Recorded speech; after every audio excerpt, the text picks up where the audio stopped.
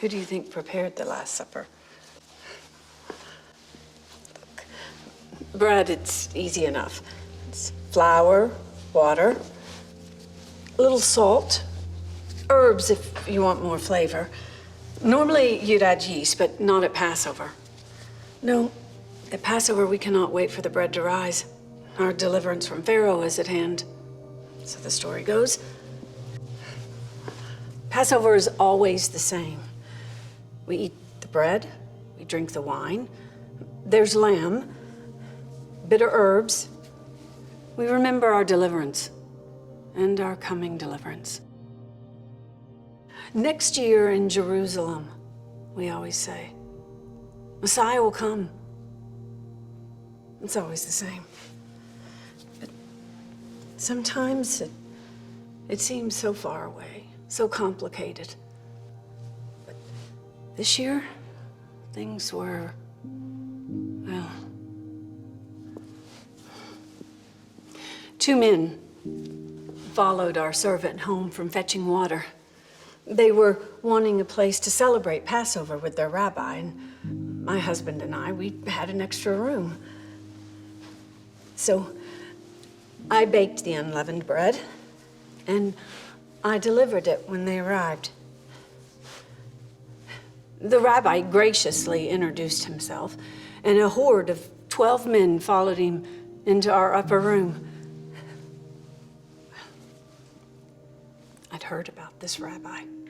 Wild tales of healing blind men, raising the dead, and walking on water. So naturally, I stood outside the door and I peeked around the corner. And that is when he turned it all upside down. You see,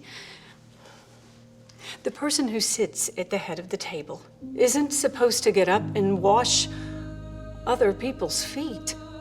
But this rabbi, he was moving from man to man, washing each of their dirty feet.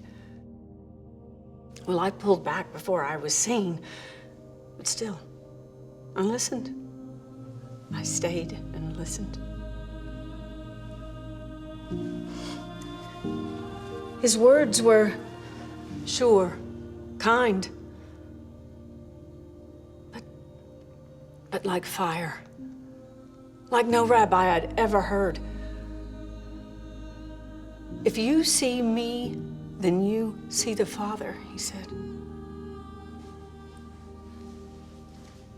He also said that he would be broken for them. He talked of the new covenant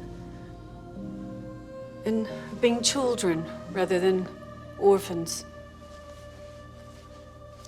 And as the bread was passed, the unleavened bread of deliverance, he said, I am the living bread.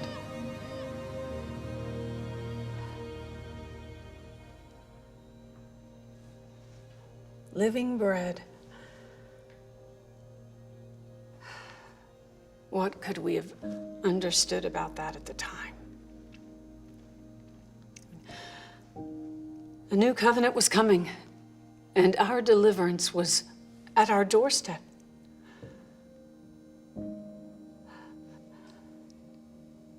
Little did we know that our entire world was about to be turned upside down.